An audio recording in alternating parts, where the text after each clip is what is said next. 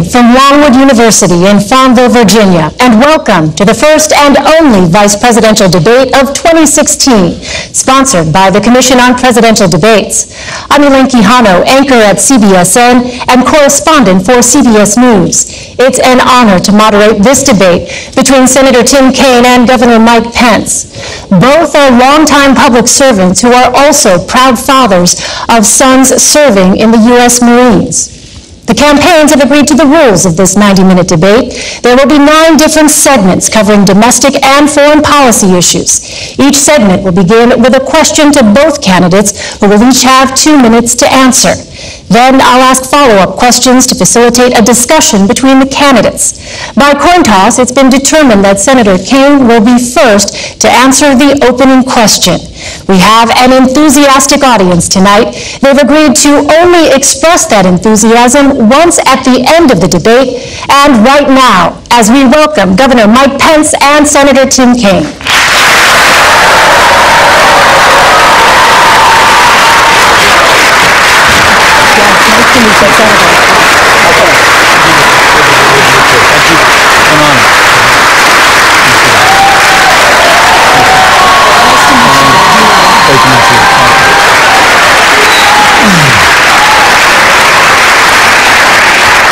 Gentlemen, welcome. It truly is a privilege to be with both of you tonight.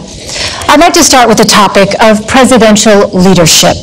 28 years ago, tomorrow night, Lord Benson said the vice presidential debate was not about the qualifications for the vice presidency, but about how, if tragedy should occur, the vice president has to step in without any margin for error, without time for preparation, to take over the responsibility for the biggest job in the world. What about your qualities, your skills, and your temperament equip you to step into that role at a moment's notice? Senator Kaine. Elaine, thank you for being here tonight, and Governor Pence, welcome. It is so great to be back at Longwood University in Farmville, Virginia. This is a very special place.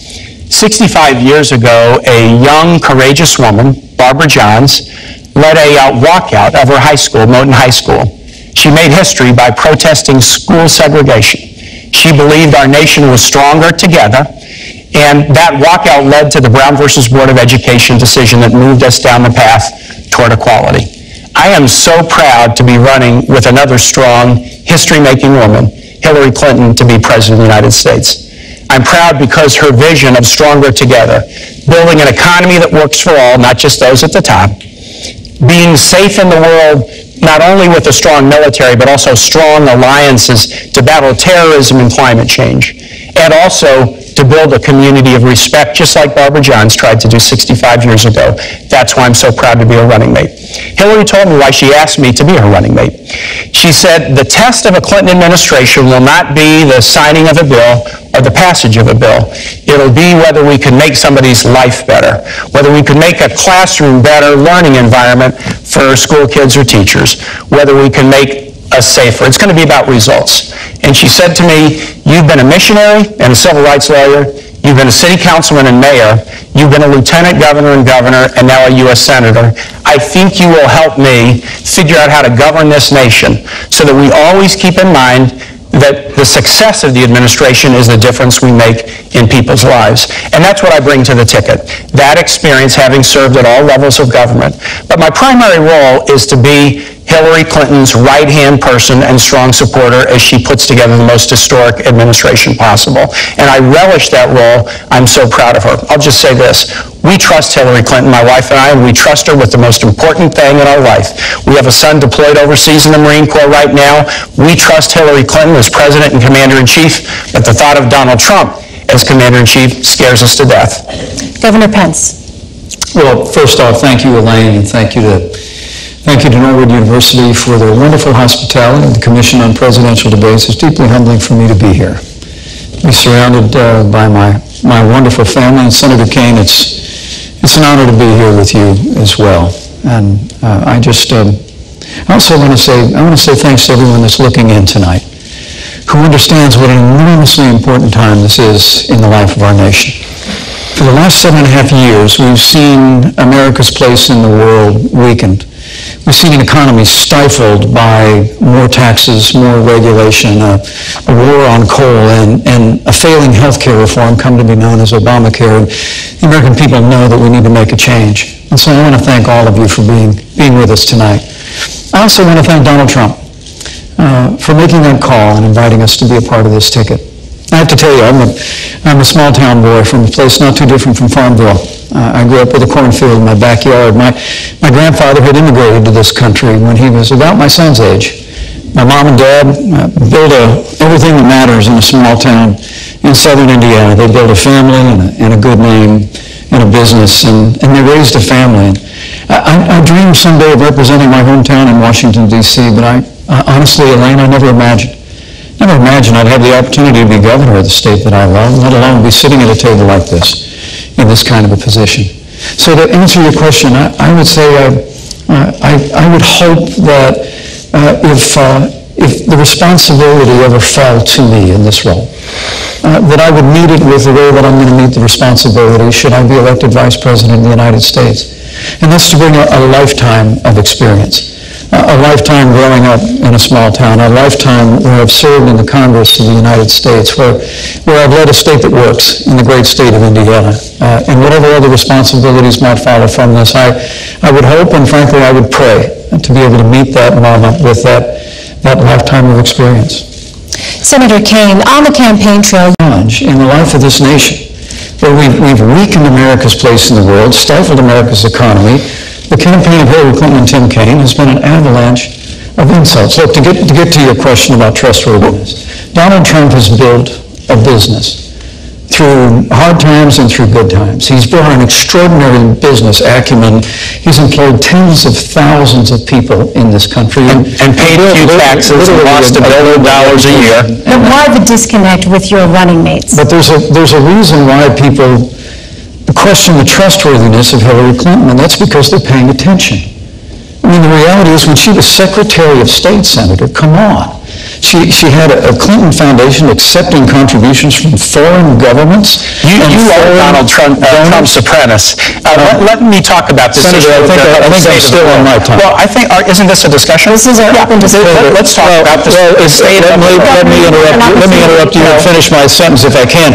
The Clinton Foundation accepted foreign contributions from foreign governments and foreign donors while she was Secretary of State. Now I can weigh in. She had a private server. I get to weigh in. That was discovered to keep that pay-to-play process. Governor Pence doesn't think the world's going so well, and he is going to say it's everybody's fault. Let me tell you this. When Hillary Clinton became Secretary of State, Governor Pence, do you know that Osama bin Laden was alive? Yes. Do you know that we had 175,000 troops deployed in the battlefield in Iraq and Afghanistan? Do you know that Iran was racing toward a nuclear weapon and Russia was expanding its stockpile? Under Secretary Clinton's leadership, she was part of the national team, public safety team, that went after and revived the dormant hunt against bin Laden and wiped him off the face of the earth. She worked to deal with the Russians to reduce their chemical weapons stockpile. She worked a tough negotiation with nations around the world to eliminate the Iranian nuclear weapons program without firing a shot. Eliminate the Iranian nuclear weapons Absolutely, without firing a shot. And instead of 175,000 American troops deployed overseas, we now have 15,000. Right, and these are very, very... And Iraq has been overrun by ISIS. Because Hillary Clinton failed to renegotiate. More American troops. Hillary Clinton failed to renegotiate a status of forces agreement. No, that is incorrect. And so we removed all of our troops from Iraq, and ISIS was able to be conjured up in that vacuum but I'd like to and overrun vast areas of Iraq. President Bush said we would leave Iraq at the end of 2011. And Elaine, Iraq didn't want our troops to stay, and they wouldn't give us the protection for our troops. And guess what? If a nation where our troops are serving does not want us to stay, we're not going to stay without them being protected. He said, if I run for president, I will absolutely release my taxes. He's broken his first promise. He's broken his first promise. Second, he stood on the stage last week, and when Hillary said you haven't been paying taxes, he said, that makes me smart. So it's smart not to pay for our military. It's smart not to pay for veterans. It's smart not to pay for teachers. And I guess all of us who do pay for those things, I guess we're stupid. And the last thing I'll say is this. Do you take all the deductions that you're entitled to? The last thing I want to ask Governor Pence. I do. Governor Pence had to give Donald Trump his tax returns to show he was qualified to be vice president. Donald Trump must give the American public his tax returns to show that he's qualified to be president, and he's breaking his promise. Elaine, I have to respond to this. You get very little time, 20 seconds. I'll be very respectful. Shoulders. And this is something I've got a lot of scar tissue and experience on. I was a city councilman and mayor in Richmond, and when I came in, we had one of the highest homicide rates in the United States. We fought very, very hard over the course of my time in local office with our police department, and we reduced our homicide rate nearly in half. And then when I was governor of Virginia, we worked hard too.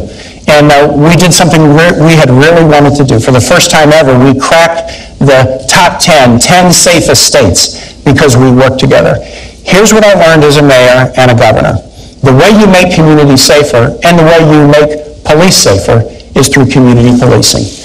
You build the bonds between the community and the police force, build bonds of understanding, and then when people feel comfortable in their communities, that gap between the police and the communities they serve narrows. And when that gap narrows, it's safer for the communities and it's safer for the police. That model still works across our country, but there are some other models that don't work. An overly aggressive, more militarized model. Donald Trump recently said we need to do more stop and frisk around the country. That would be a big mistake because it polarizes the relationship between the police and the community. So here's what we'll do. We'll focus on community policing. We will focus on, and Hillary Clinton has rolled out a really comprehensive mental health reform package that she worked on with law enforcement professionals.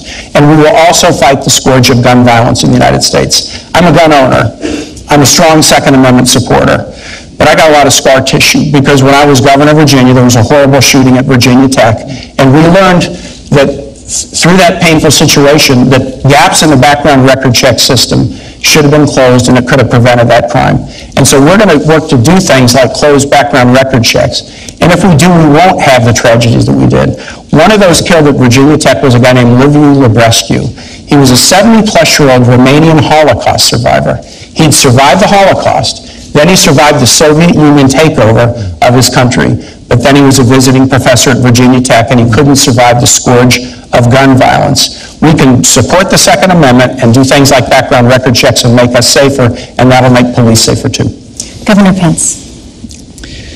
You know, my uncle was a cop, a career cop, on the beat in downtown Chicago. He was my hero when I was growing up. When we go up to visit my dad's family in Chicago, my three brothers and I would marvel at my uncle when he would come out in his uniform, sidearm at his side.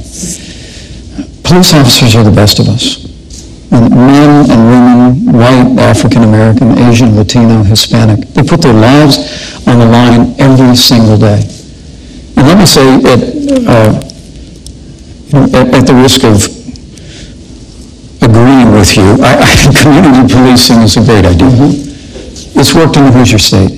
And we fully support that. Donald Trump and I are going to make sure that law enforcement have the resources and the tools to be able to really restore law and order to the cities and communities of this nation. It's probably why the 330,000 members of the Fraternal Order of Police endorsed Donald Trump as the next president of the United States of America, because they see his commitment to them. They see his commitment to law and order.